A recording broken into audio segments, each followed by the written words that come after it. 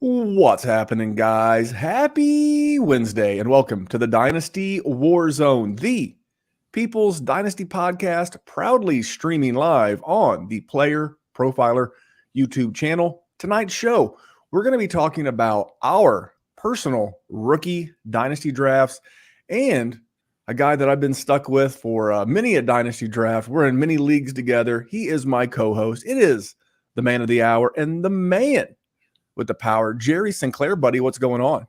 Randall. Rookie draft season, just 24 under my belt probably, or at least it seems like it with every time my phone gets a notification. I feel like my battery this week, from the point of the draft until now, my phone is just continuously dead because I get 13 quintillion sleeper notifications every single day. But I wouldn't have it any other way because it's the best time of the year. Everybody's overpaying. I mean, I even overpaid a little bit to get in. I got the rookie picks. Just the fever hits you every once in a while, and you just can't help it. I have a league where I'm a contender, and I sold Keenan Allen pretty light just because. I don't know. It gets me too. It's like a drug that you just cannot quit, man. Rookie season is great, man. But I've learned a lot. I mean, literally, the NFL draft ended 8 days ago. And I think between us, we said we've done 25, maybe more rookie drafts between the two of us. And we still got like a bunch to go. That's the best part, right? Is that we're just getting started, but there's so much more we can do with the rookie season. And I've learned a bunch of lessons already. I really have. And like some guys that we're missing out on. But is there anything crazy? Don't get too in depth, but just what's something crazy you've seen? You know, honestly, nothing crazy. Once we get to a certain point in this draft, I just don't think there's anything you can do that's crazy. Like our man always says, it's a total Jesse. He just says there is no reaches once you hit to a certain point in this draft. You're just taking your guys, and I've never believed anything more in my life because that's how I feel at this point. There's guys I've seen go at 110, and in a different draft they'll go at 302, and like I'm not surprised by either of them. It's the state of this class, man. Take your guys when you have to take your guys. One of the best things I've heard, and you just mentioned a modified version of it, was a draft podcast. It was, I want to think it was First Draft, but it may have been someone else. And they said there are no reaches. The market is literally telling you where these guys were draftable. You know, you can call a guy a value, you can call a guy a reach, but at the end of the day, the market becomes the market. And that's where people find that value. And that's what we're going to help you discover tonight. So real quick, just a little shameless promotion. We'll get right into it. We've got a good person, bad tweets for you. A lot to cover on tonight's show. But podcast, YouTube, make sure you're subscribed everywhere, especially YouTube, both channels. I see how many of you are watching. Make sure when this is over, go subscribe to the Dynasty WarZone. Why? Because you would have caught the conversation I had last week with Greg, a.k.a. G, of the Aussie guys. We did that last Monday night. And then you would have caught part 2 of our rookie conversation that Jerry and I had last Wednesday night, but we didn't make those over to the Player Profiler audience on their YouTube. Now, it's free. You can download the podcast wherever you get podcasts. You can watch it wherever you would be watching podcasts, mostly YouTube. So check us out. Search Dynasty WarZone everywhere. Subscribe. If it's Spotify, hit those little stars in the upper right-hand corner. Leave us a 5-star review on Apple. Like, subscribe, jump in the comments. And Jerry, I'm ready. That's it. That's all the shameless promoting I'm going to do for now. Okay, I can dig it. Then let's roll. Let's get the party started, buddy. All right, 2 weeks in a row, we've got a good people, bad tweets. So this is a tweet that instantly hit me, and I know it's going to hit home for you because it's talking about your guy. It's talking about Kenny Walker. Motherfucking Kenny. All right. I know Kenny's killing you. And this comes from the Fantasy Scape podcast. Okay. Okay. And they said, I don't know if it's man, woman, or beast, but they, so we're going to stick with the pronoun they. They said Seattle was apparently not very happy with Kenneth Walker's constant dancing in the backfield. I wonder if they drafted Charbonnet not only to take a receiver type role, but to also limit the amount of between the tackles runs for Walker. Something to think about. What? How does anybody actually watch what Kenneth Walker did last season and just not be highly impressed by him? He's exponentially more explosive than Zach Charbonnet is, and the man can find a crease that normal human beings cannot see. So I think that, like, whenever I think of a running back that dances behind the backfield, I think of someone like Ronald Jones or Kevin Smith back in the day. I mean, even Devin Singletary to an extent. Like, they dance, they go side to side, they never go north south. I don't see that with Kenneth Walker. Like, the guy's got great vision. He can make a cut in the backfield, but it's for a reason. It's not because he's, not able to make a decision. I don't know. That's crazy for me. My question when I read this was, does this podcast have a mole inside the Seattle organization? No, I don't think so. So how would you know if they were happy, unhappy, not happy?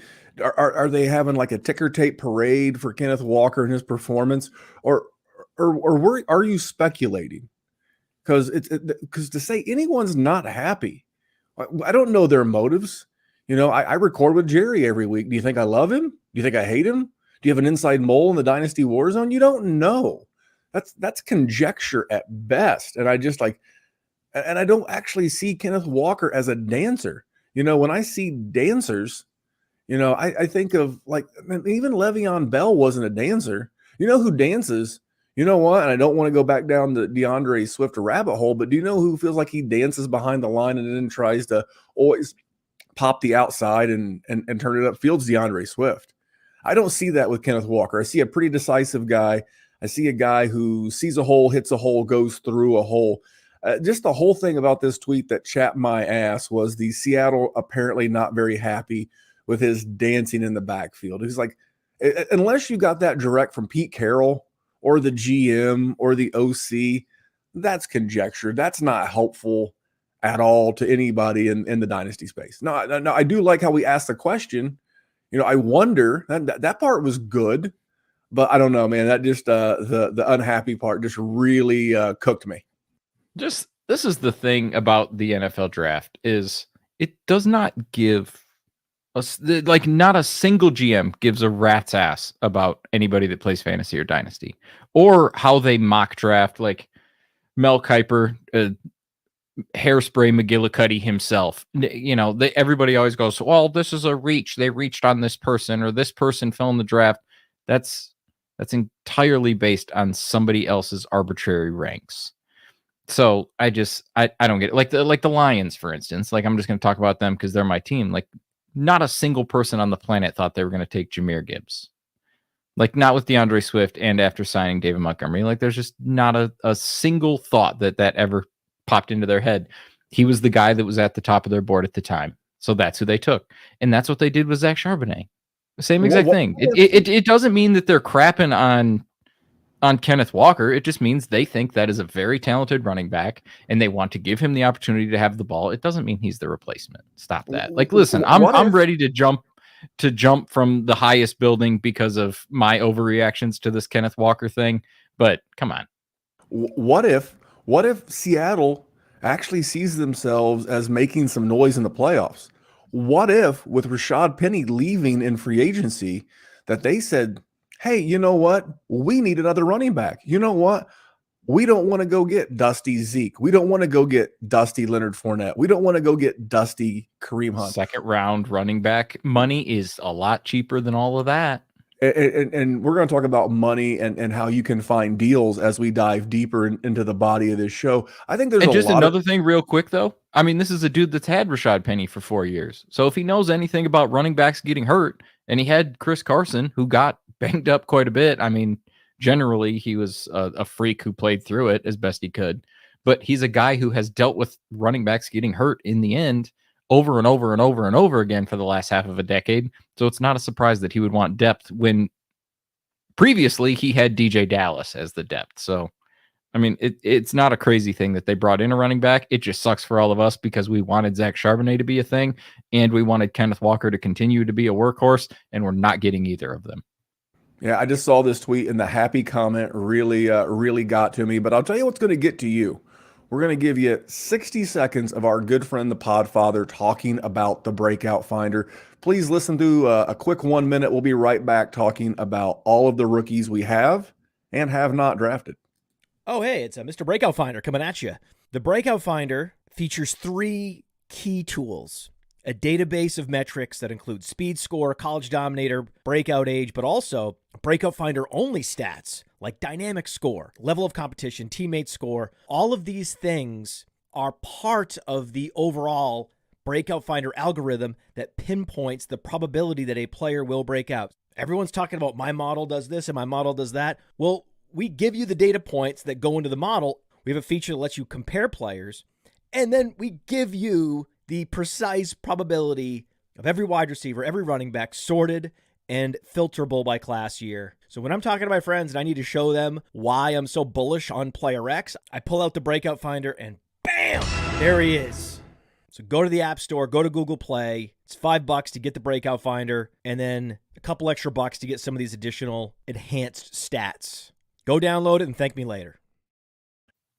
All right, Jerry, we are going to thank him later. Let me ask you a question. How many leagues do you play in? And let me ask you a two-parter. How many leagues do you play in, and what do you think the average cost per league is? Without embarrassing yourself. Let me rephrase it without making you expose your. No. We can say that. I mean, I would say on average, most of my leagues are probably like $50 a league. I am probably in 25-ish or so would be my guess. I don't actually know. So $1,000. It's fair to say at a minimum you're invested at $1,000 level. Yeah, that's fair. Okay, so the Breakout Finder is $5. Okay, the add-ons at an additional $5.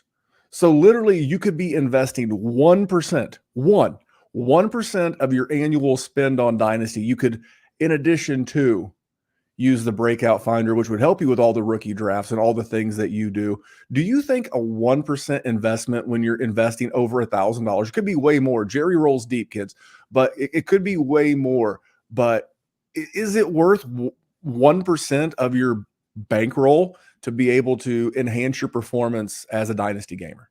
I mean, I think Warren Buffett would say absolutely. If you can get a 1% return, you get that 1% return.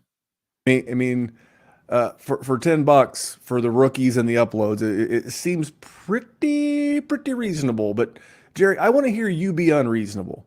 I want to hear about all of your drafts and maybe some of the guys that you're getting the most of. What are some things you're seeing in your drafts? Like, are the quarterbacks going as expected? Is there a guy that you've seen continually moving up? Anything that's caught you off guard or that's impressed you? I wouldn't say off guard. I think the first probably 9 picks or so are just straight up chalk. Like there's some, differentiation between certain players, but for the most part, it's Bijan at 1, and then usually 3 quarterbacks, and then either the person that likes Jahmyr Gibbs or they like Jackson Smith and Jigba, and then it's going to be either Jordan Addison or Quentin Johnston, and then there's Will Levis, and then it fades off a little bit. The one thing of the first round picks that are, I would say they're consensus. I think Zay Flowers has gone in every first round that I've done. I have none of him. It's just low passing volume. I know we've shit on him before, and it's one of those situations where normally I would like to diversify so I can at least have one share in case he, does prove me wrong. I just haven't yet, and I don't know if I'm gonna, just because in that spot, I don't like taking a first on that guy in that situation. So that's what I would say as far as the first round is concerned. What about you? Anything wild or anything you're just not touching? I have yet to see anyone take Quentin Johnston over Jordan Addison. I'm not saying that you haven't seen it, but if you see that is value. That is just tremendous value. I think Jordan Addison, even though, again, we keep these guys for their entire career or as long as we choose to. Sometimes we make trades. I love to make trades. So the odds of me keeping someone forever is slim to none, depending Mine's zero, but yeah. Upon the league. The Godfather once said, Marlon Brando, I'm going to make him an offer he can't refuse. And if you make me an offer I can't refuse, everybody's got a price. Now, that was Ted DiBiase, but everybody's got a price. So eventually I will. But if someone takes Quentin Johnston at the 107, I am all the way in. I will move up instantly. I will give you my 24 first and like, I don't want to say 110, but I'm in there. I'm making deals on. Yep. If I see him slide, now if I'm at the 108, I'm giving you the finger. I'm like telling you to kiss my ass. You're not getting, I like, because if I got 108, I'm expecting to maybe, depending on my situation, we talked about it last week. If I need a quarterback, I could see me taking Levis there. But if I'm at 108, I'm pretty much in a super flex. I've succumbed myself to the fact that I'm probably going to get Quentin Johnston. It is what it is. And if I'm at the 108, I'm on deck. I'm waiting for the son of a bitch in front of me to just go ahead and take Jordan Addison in front of me. I've again succumbed myself. I'm clear that I'm getting Quentin Johnston, and then all of a sudden, it's like Christmas morning. The person in front of me takes Quentin Johnston, and I get Jordan Addison. No, you're not getting him from my cold dead fingers. That's a very good one. Now, do you have any Addison? Do you have any Johnston? 100%. I have taken Addison over him every single time I've had the opportunity, but I'm a person that doesn't exactly love Quentin Johnston. I do love his situation, and he is a person that profiles very well to make me look stupid. There's literally no competition outside of A-Chain where a prospect in this class could make me look dumber, because he's a person that I didn't love coming in, and A-Chain I'm just not touching. I don't care that he's in Miami. It's just little dude like that. Like I'm sticking with history. That's my cup of tea, and little guys like that are not likely to lead me to a dynasty championship and me be confident in starting them week 17 when I have a championship on the line. So he's just not my guy, but I definitely have both. I prefer Addison for sure. But I have QJ. I got a couple. I got a couple for sure. I like Addison better because I like his skill set better. Yeah. I do believe all three guys in both offenses are going to play a bunch. I think you're going to see a lot of TJ Hawkinson, a lot of Jordan Addison, and a lot of Justin Jefferson in Minnesota. But then I don't know if it's lazy or unresearched or both, but I've seen a lot of these takes in that the Minnesota offense is so high volume. They get so much passing volume because the defense is so bad. I got news for you. You wouldn't have guessed this, but Justin Herbert threw 60 more pass attempts last year than Kirk Cousins. If I'd have asked you, Jerry, if I'd have made you a wager, hey, I'm going to give you Kirk Cousins and 25 passing attempts, and I'm going to say I got Justin Herbert. Who gets more? You get Cousins and 25. You'd have felt like you were trapping me. Yeah, probably. But he did, and he got an offensive coordinator upgrade. Kellen Moore coming over from the Dallas Cowboys. And I think that offense is going to continue to put the ball in the air. Now, in fairness, probably it feels like a third of that 742 pass attempts went to Austin Eckler, and that is what it is. But I do like as Quentin they Johnson. 100%, Jerry. That's what we want. So here's the big question, because this is the thing that I have struggled with in this rookie draft: is who are you taking after that? When it gets to be the point where you're done with like the big 8 or 9 or whatever it is, and you're down to like Zay Flowers or just, whoever, Marvin Mims, Kendra Miller, I got Johnny Mingo. I've written some names down once you get past the big 8, and it's some combination of Devon A-Chain, Zay Flowers, Will Levis, Dalton Kincaid. Now, Dalton Kincaid and Michael Mayer in a tight end premium. I do want to denote that.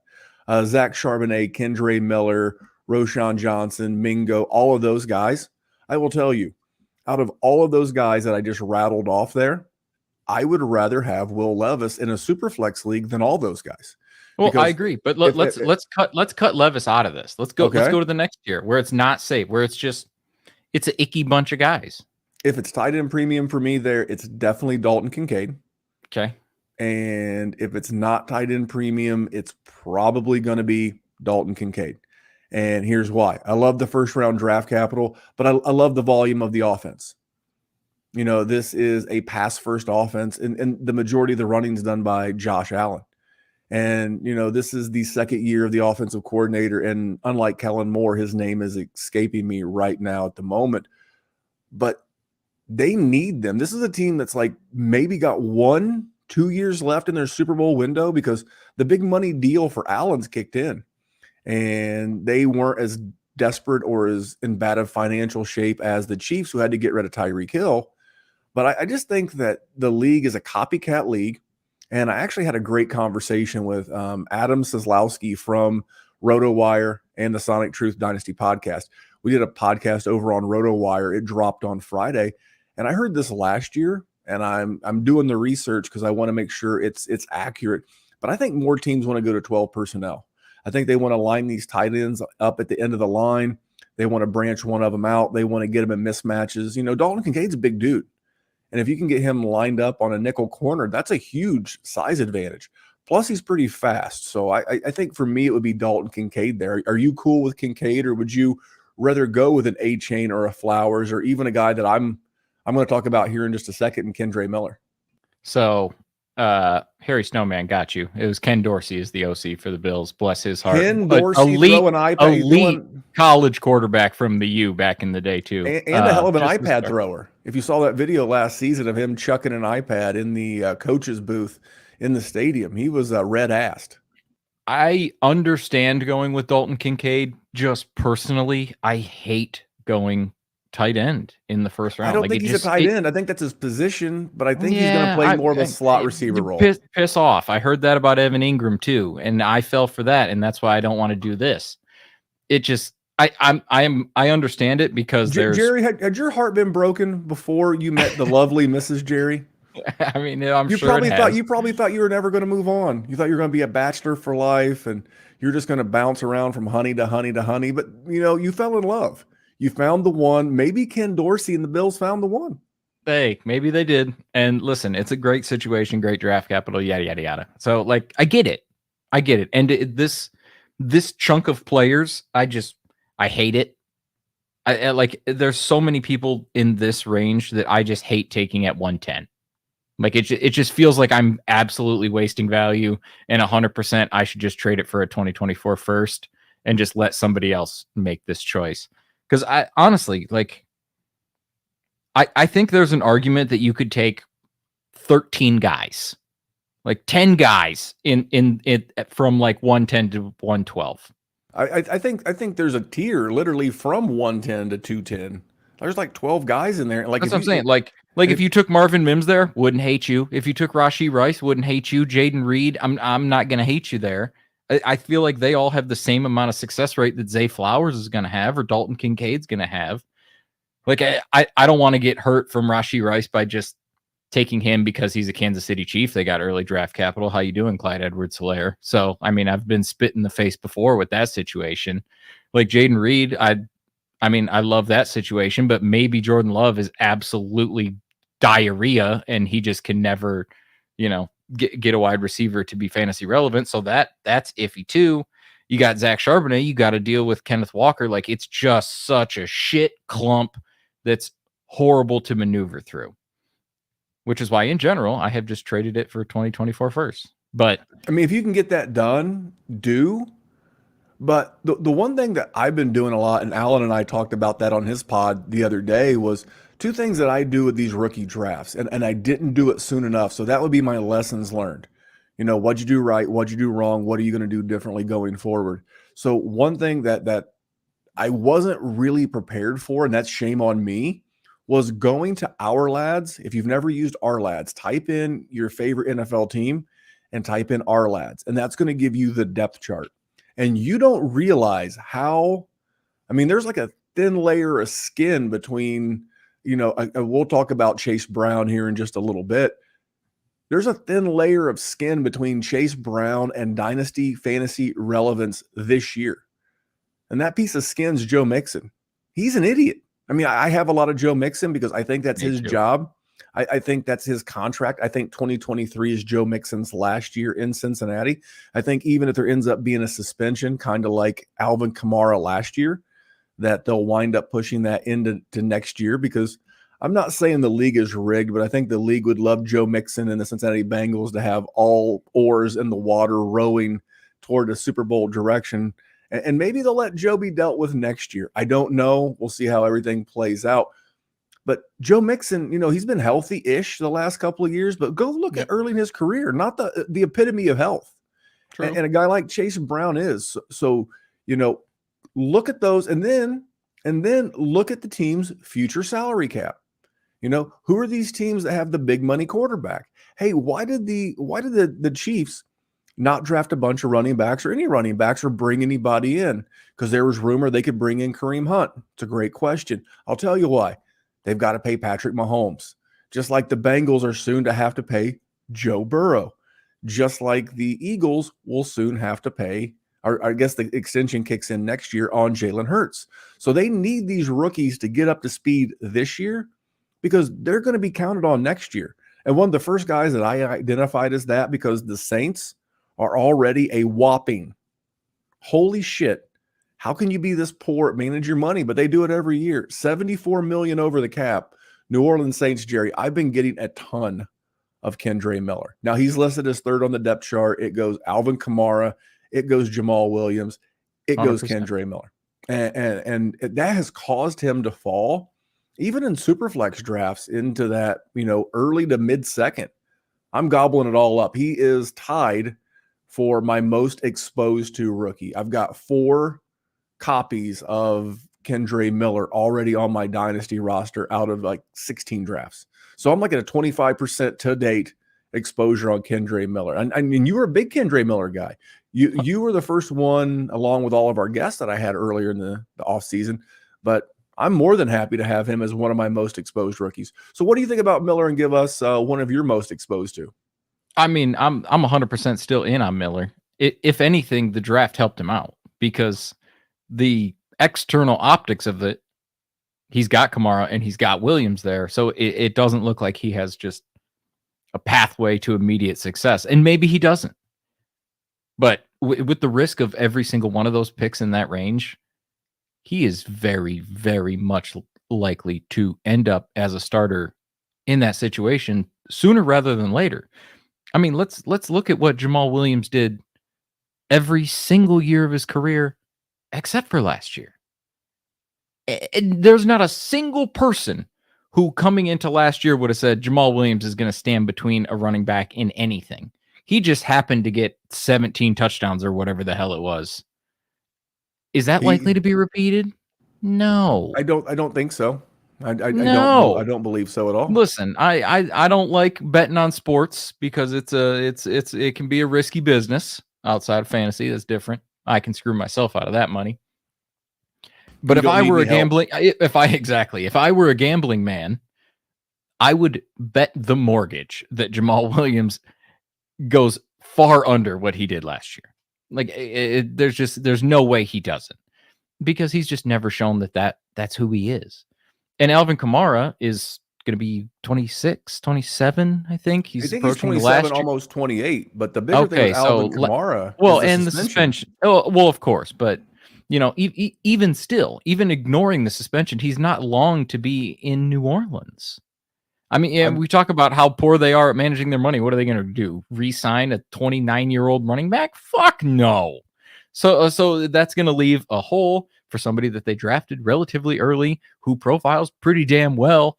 Yeah, sign me up for Kendra Miller. Love that every single time.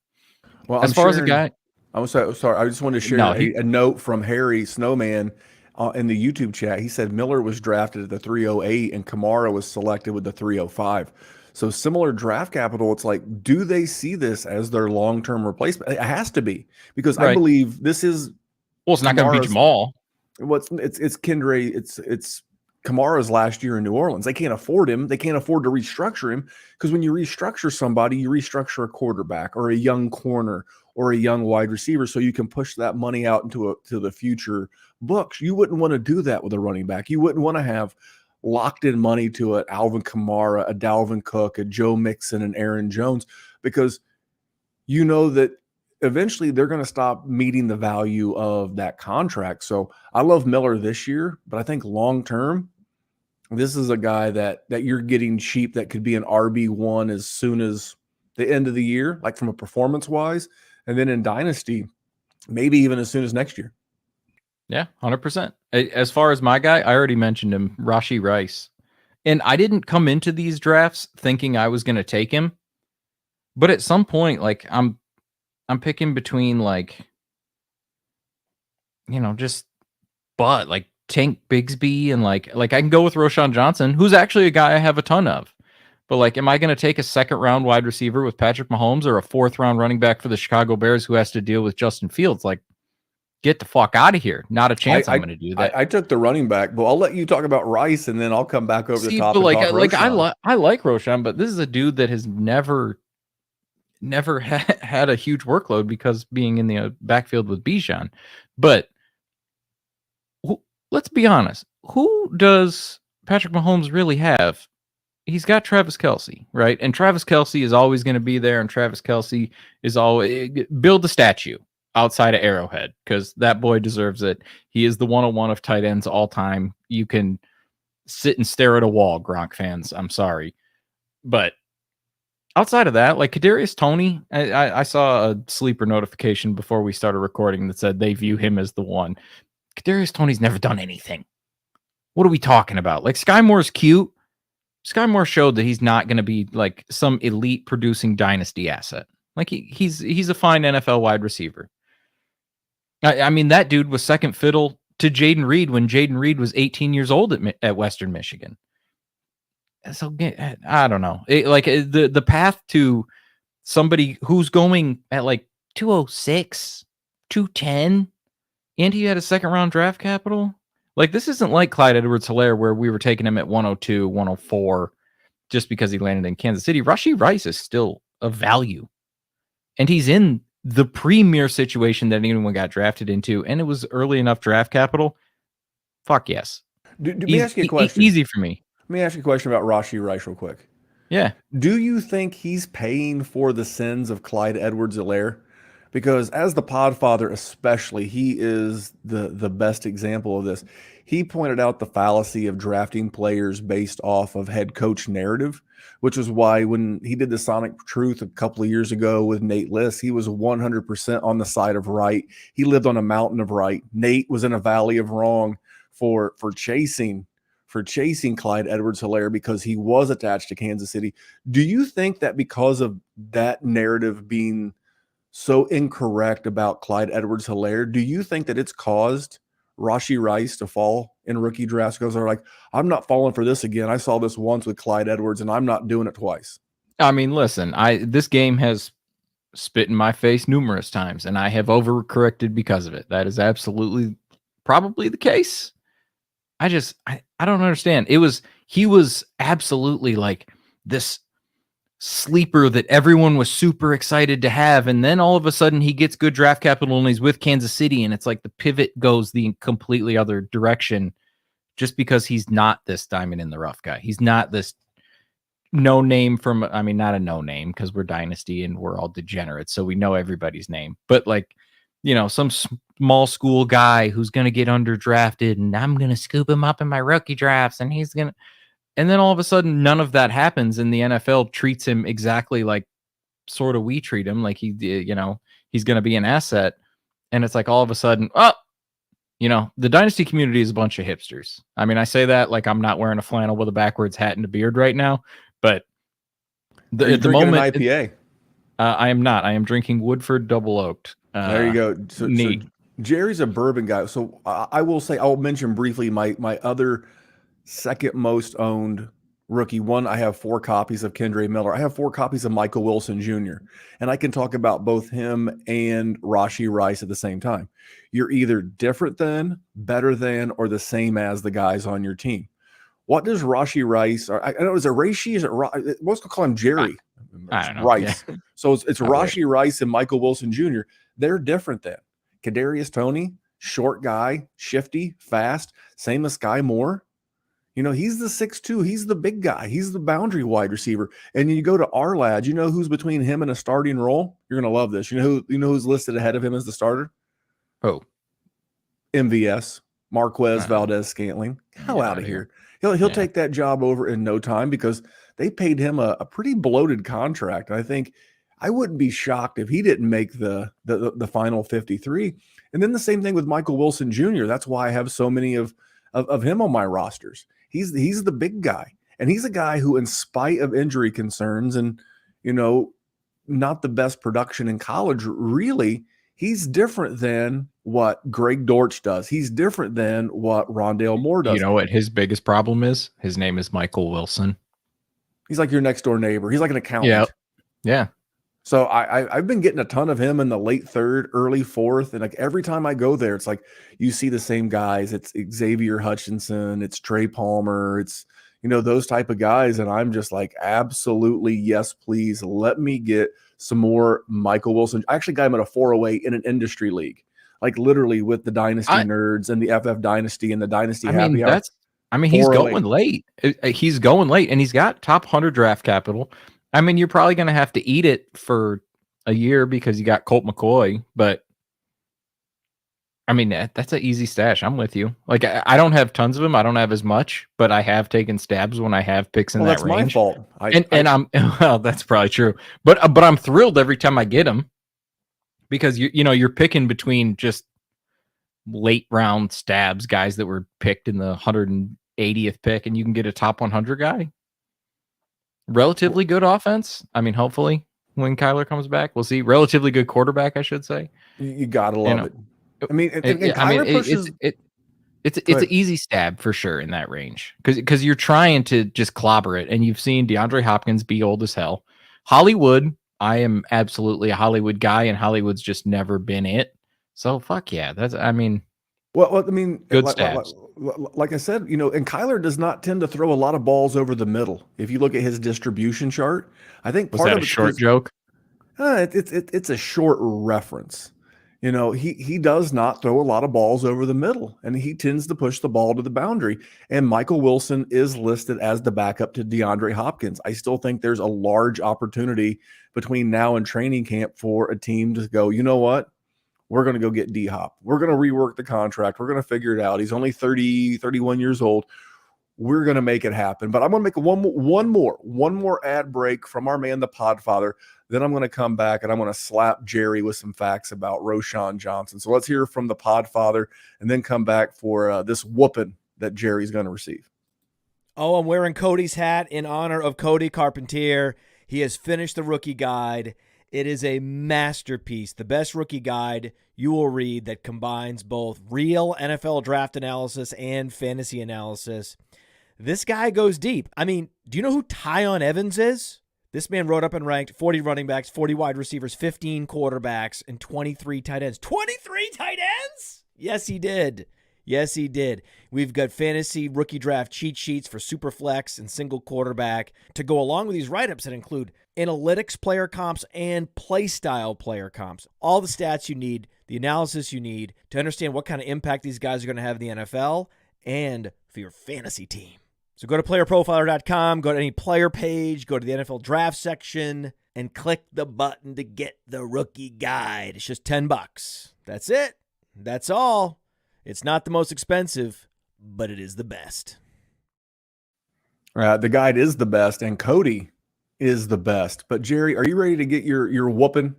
Yeah. Listen, Roshan Johnson is literally being blocked by Khalil Herbert. Yeah. And Deonta Foreman. Foreman is slow. He is a bruiser. Now, he's listed as the starter, which I find to be wild. And Khalil Herbert, not the healthiest guy around. And guess which GM named Ryan drafted Khalil Herbert? Because it wasn't Ryan Poles. No, it was not. Ryan Poles picked Deonta Foreman in free agency, and he picked Roshan Johnson in the draft. So I think the path for him again, he's attached to a mobile quarterback, but this is the kind of team where they have a ton of draft capital. They've really put a lot into the offensive line. They've got good skill position players. He's not going to get a ton of passes, but he's a guy that I think if you get him out into space, he can do a ton of interesting things in this offense. Former quarterback. Imagine how creative you can get with a guy who could, do some of those, running back, halfback passes. Those are so much fun. And we know that when these guys hit, if a wide receiver hits, let's say, who else did you have in that range there? Rashee Rice. Mingo. Oh, yeah. Well, Mingo's a little earlier, but like Jaden Reed and Rashee Rice. Okay, so if Rashee Rice becomes a B+ student, Jerry, I was a B+ student. I cruised on B+. I was not an A because it wasn't me. But if both Rashee Rice and Roshan Johnson hit at a B+ level, who's worth more next year? Roshan Johnson is. Exactly. That is exactly right. Are there more running backs available in this draft class, or are there more wide receiver dart throws in this class? I mean, wide receiver dart throws. So let's throw a dart on a guy. And I'm not going to say that I couldn't have been influenced by Theo. I'm not going to say that I couldn't have been influenced by Alan and Cody and Matt and all the guys here at Play. I'm going to admit there was some of that. But I see this guy, I see the opportunity, and I see the guys in front of him.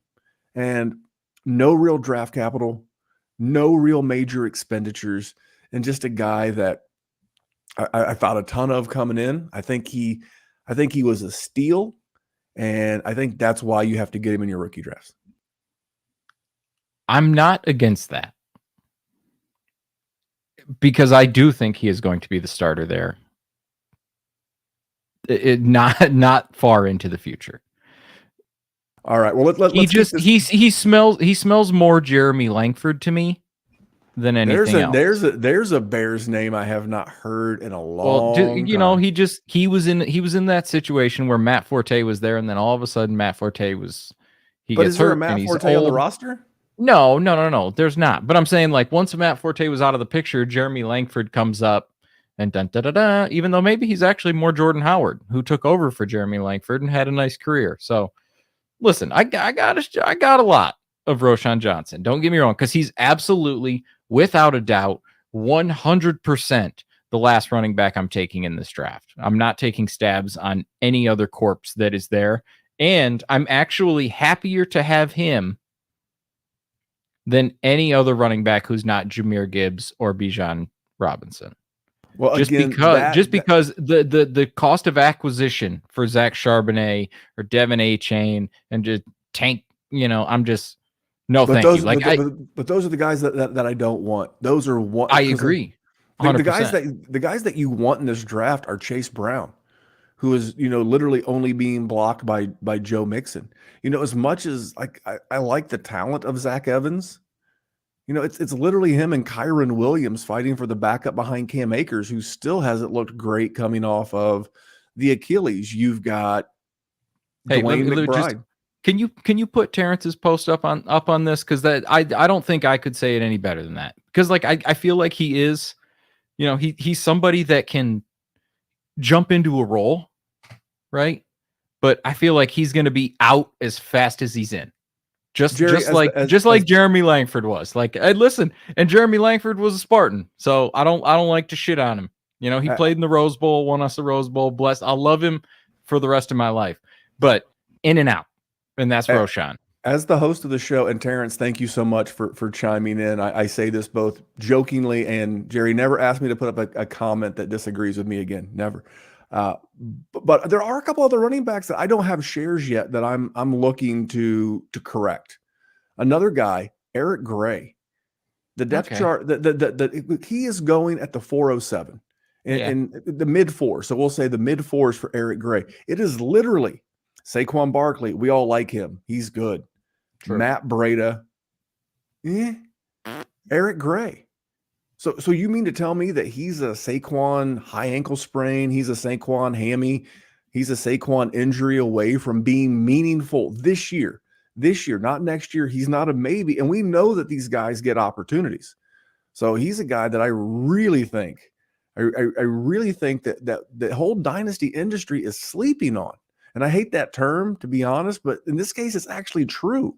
I have heard so little about Eric Gray until I spent an hour with Alan the other day, and I was like, holy shit, How did I miss Eric Gray? How did I miss this depth chart, Jerry?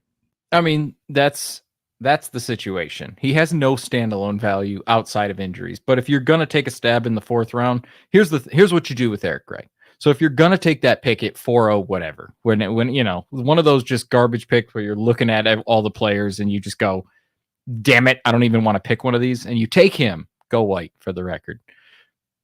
You take him, you hope that he can hit. You hope that Saquon goes out and there's a situation where somebody goes, damn it, I need a running back, and you can flip him for a second or a third, and you profited.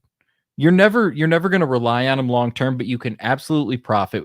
So I agree with you on that pick. It is absolutely a day trader. You're a day trader with Eric Gray. But that's the whole thing, because if you're a contender and you're not afraid to move your future first, right? Because I do this on contenders. Like if I'm on the 111, 112, or, you know, and that's what I project my 2024 to be, right? Like I won the league, or I did real well in 22.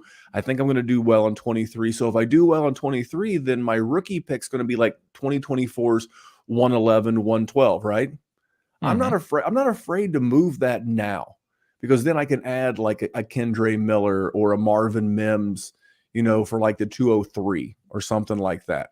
But then if you hit on an Eric Gray, if you hit on a Chase Brown, I'll tell you another guy. If you hit on a Tank Bigsby, who's going like right around the 2-3 turn, you know, again, either different than, the same as, or better than the guys. He is different than Travis Etienne. He is a bruiser. He is a battering ram. He is a guy that could, and again, Travis Etienne has had an injury history.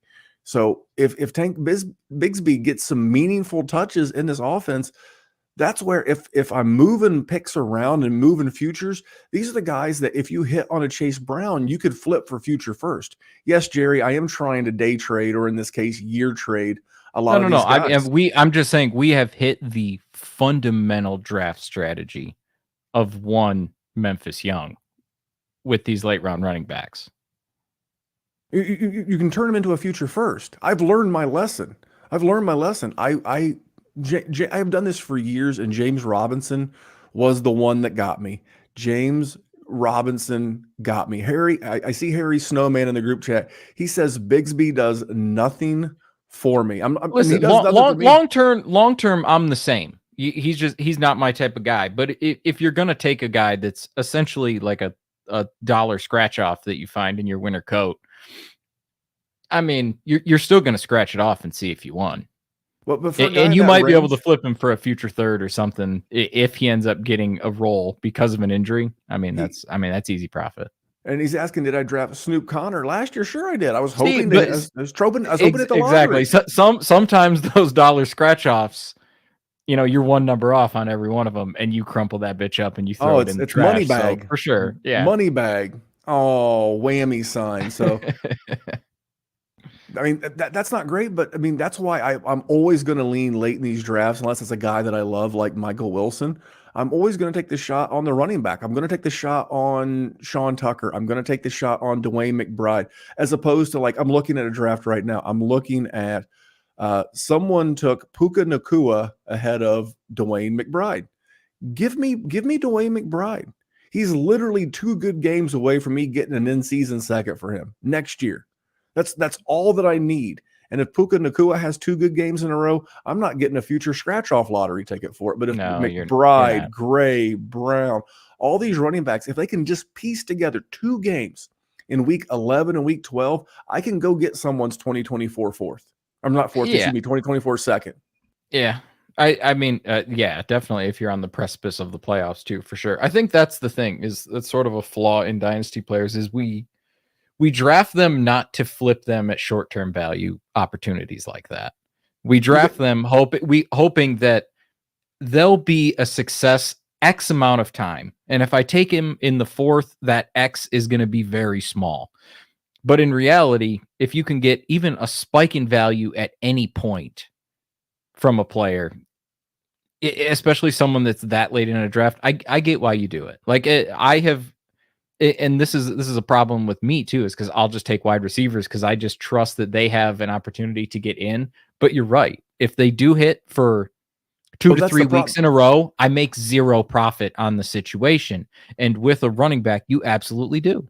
And quarterbacks and running backs. Now, Michael Wilson was a fourth. Like I have no Cedric. We're getting ready to go into Like some guys that we have none of. I have no Cedric Tillman because, and I I do like too, but Cedric Tillman. it's not that I don't want. I think I have one, but like me, like my late round guys, I keep taking Houston wide receivers just because there's an opportunity for them to take the spot. But you're right though. Like if they hit 2 or 3 games, 4 games on the year, is it really going to spike their value a ton? I mean, not really. Like I've taken Tank Dell and Xavier Hutchinson pretty interchangeably late, just because I don't love any of the wide receivers there. I mean, I'm hoping Mechie can come in because I got a lot of him stashed, but the opportunity is there for those guys. But are there any tight ends that you've gotten a lot of? Let's start bringing this one in with zero with tight some ends. tight end. I have drafted 0 tight ends. Oh my goodness, none. Not I even hate Laporta. tight ends. I don't think so. I don't think he's going too early. I got too many Lions fans in my league, so That's true. You were originally hail from the great state of Michigan. So I live in Iowa, so I'm just the whole Sam Laporta package. Hey now, I have like the Noah's Ark of tight ends. I have 2 Hutchinson, I have 2 Musgrave, 2 Laporta, 2 Shoemaker with the Dallas Cowboys. It seems like I have 2 of everybody except Kincaid. I think I got 1. I have no Darnell Washington, but yeah, I mean where these guys are going, and I don't say primarily, but like most of our patron leagues and most of the leagues I'm in, there's a lot of guys that I've been scooping up at the tight end position because there's so few good ones, and there's so many there's so many offenses, and so many of these guys like Laporta, like Musgrave, like I think Shoemaker. Everything I hear, Matt Kelly had on Marcus Mosier the other day. Marcus is really tied into the Dallas Cowboys, and they took him in the 2nd round. And dude, Marcus is patched in, and he's a guy, and I'm really excited that I have 2 of my rosters holding Shoemaker shares, but you have literally like no tight ends. That's baffling to me. None. 0. Never. I honestly, I don't even know if I've considered taking one. Tight ends just don't. There's baffling. Not even the good tight ends are just not worth my time, so I just don't. I'm good. Like I'll take Evan Ingram every single time, 100 times out of 100 over any of them. He's cheaper. He's cheaper than all of them. Like I could probably flip Shoemaker and get Evan Ingram, and I don't think Luke Shoemaker is good. But I mean, the resounding memory I have of him is Charles Brantley intercepting him, and we took Paul Bunyan home. Love that game, Spartan Stadium, 2022. But I'm standing by my theory that more teams are going to do more 12 personnel, and Evan Ingram is part of the reason why I think you're jaded. I think he's right why you're jaded. Tight ends are fullbacks. Tight ends are fullbacks. They're just dying. Njoku burned you. OJ Howard burned you. And you've been Hawk hurt. Sort of burned you. Who?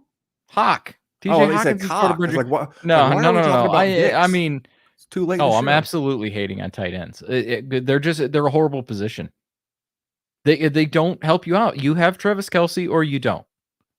But that's I mean, Mark Andrews in the to second an round. In the second round, Listen, I get it. I get it. It's just, like I feel like all I ever end up doing is I take a tight end and then they just sit and either they're on my bench and they never amount to anything, the OJ Howards of the world, or I start them and they're just thanks for the 7 points. Like, I'm trying. Once you get past the 205, 206, man, I'm not afraid. Because I'm looking at my roster, it's like, do I need a tight end? Am I going to need one in a year? Am I going to need one in 2 years?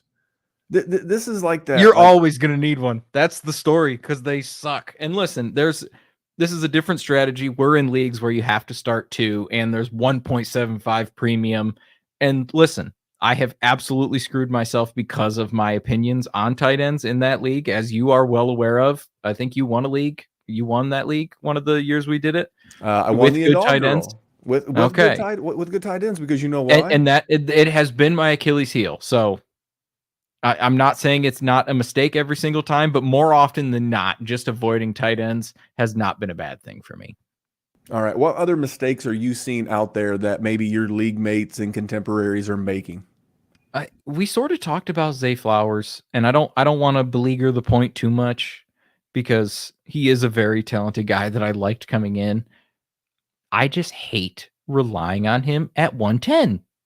Like, that just blows my mind. Like, I would flip that pick over taking Zay Flowers to get 25 wide receivers that you could get for the 110. And I'm not even talking about 25 wide receivers total. I'm talking about the 25 you can get for the 110.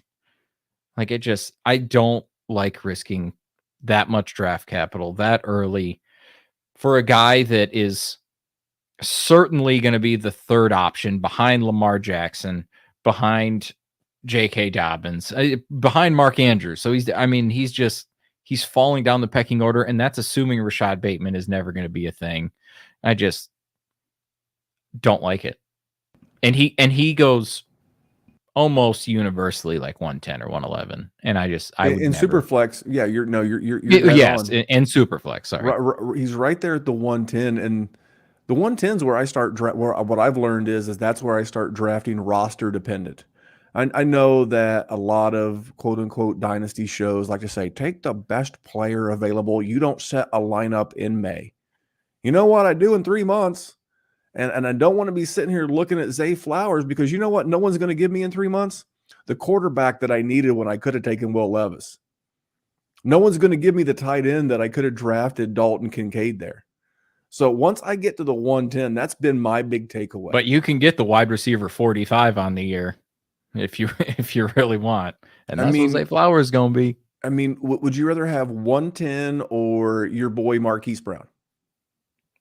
Hollywood Brown. Would you rather you might eat an L this year with Colt, but long term I'll take Hollywood every time. Do you think you could get a Deontay Johnson or a DJ Moore with 110? Do you think you could get not DJ Moore anymore? He's too expensive. If this was 365 days ago, you probably could have. Deontay Johnson's close. The problem is the person that has Deontay Johnson likes Deontay Johnson.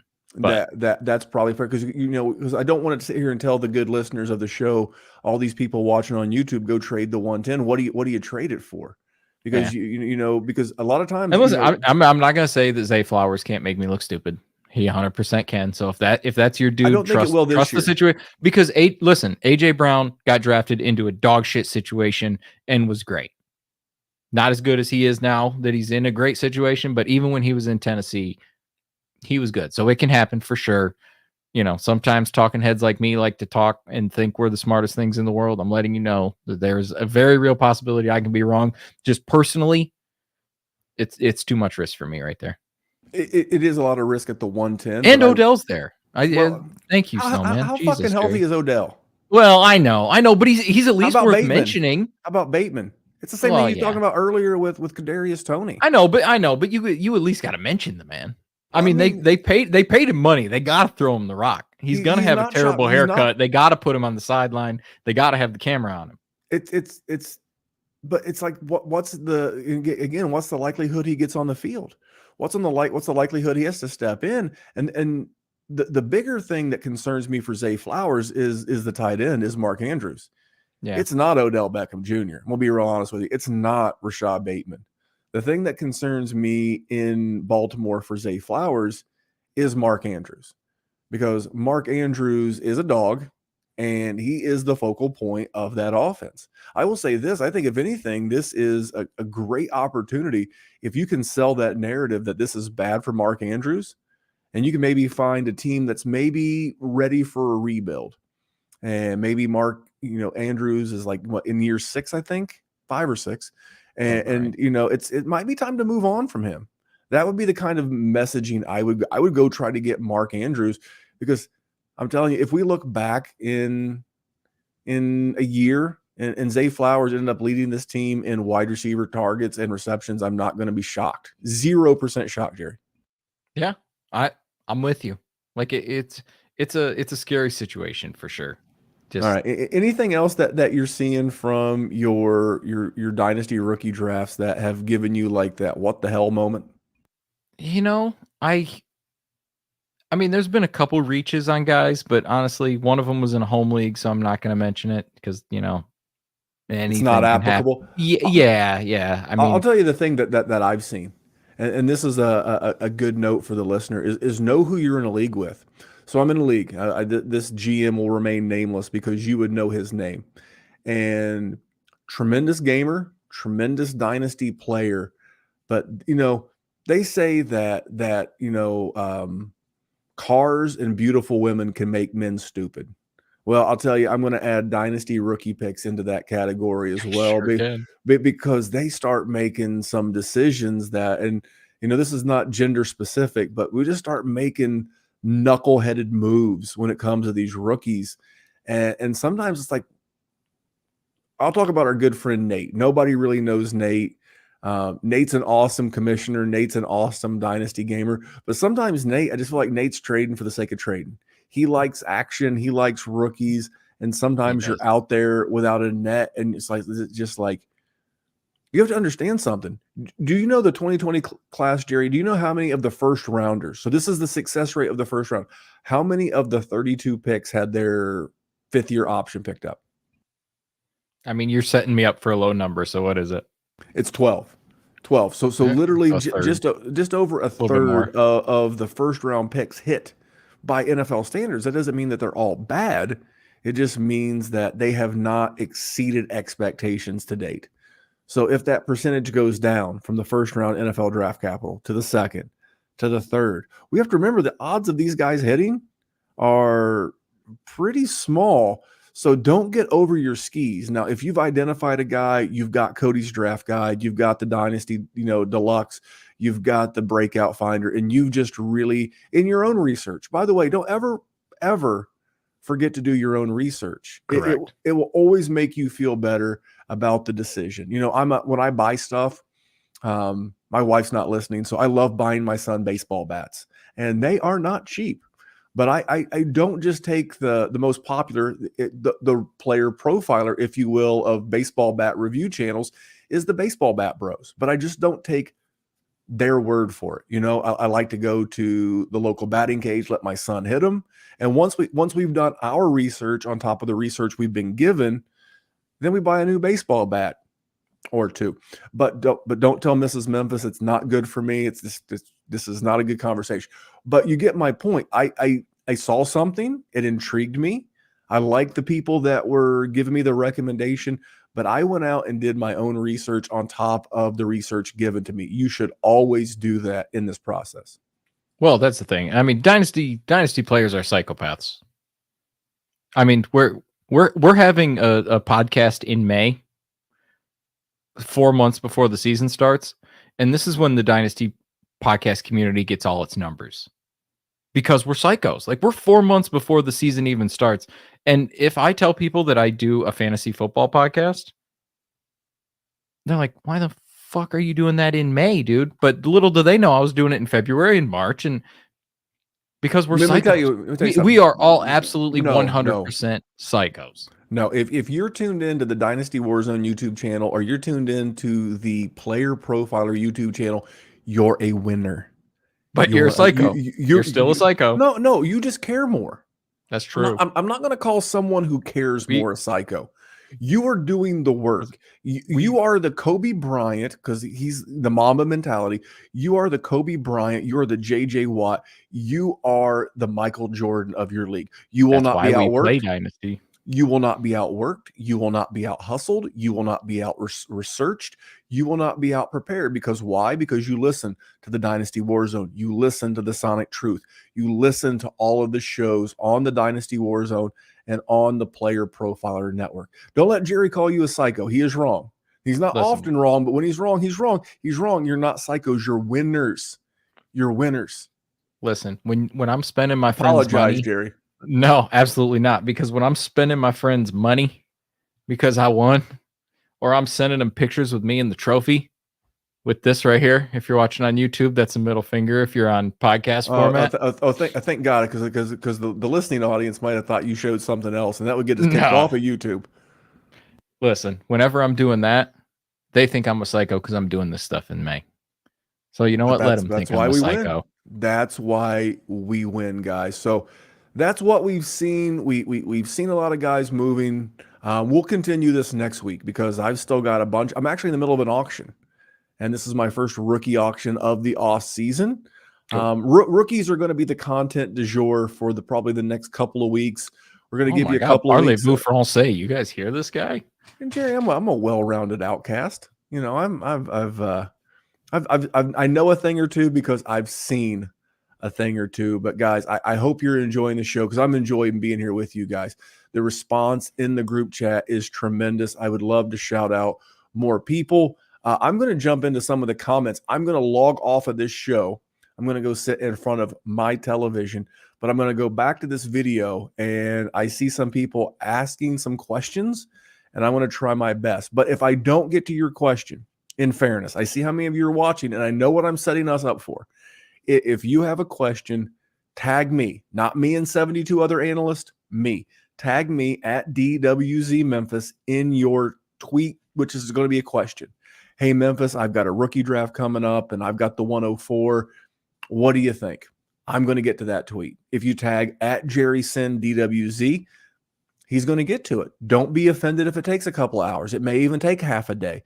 But if you tag me at DWZ Memphis and I missed your comment on this YouTube feed, I'm going to respond. I'm going to answer that question because you're supporting us. You're supporting this show. That's how we grow as podcasters. You click, you subscribe, you download, you comment, you rate, and you review. That's how you help us. So I'm going to help you. Tag me at DWZ Memphis, Jerry. I love Not that. you. I'm going to steer you wrong on purpose. Yeah, 100%. Well, that's because I'd be sending you pictures with me and the trophy and the money. So what are you gonna do? Wait a minute. It's always me who winds up with the money, but we're gonna be back in the money. I'm gonna try to get this guy to do a bonus podcast with me on Wednesday. I don't know. Jerry is the hardest working man outside of the Dynasty business as well. But don't tell nobody. I got a reputation to uphold, sir. And it is my stone cold shirt and my bourbon. I am living my best life. He is, in fact. So on behalf of the man living his best life, his name is at JerrySendDWZ. I am at DWZ Memphis. Please give us a rate, review, and follow everywhere, including our WarZone, Dynasty WarZone YouTube channel, as well as Player Profiler. Thank you all for the comments. Thank you all for the great conversation. Tag me if you need me. Tag Jerry if you need him. And remember, here at the Dynasty WarZone, we're just trying to make the world a better place for fantasy football. Jerry, you going to come back next week? Yeah. Oh, yeah. Even though not if you guys actually listen to 1912 Fantasy and send me your tight end questions. Send Blocking Jerry everybody. Send Jerry tight end questions. You heard it now. See you guys.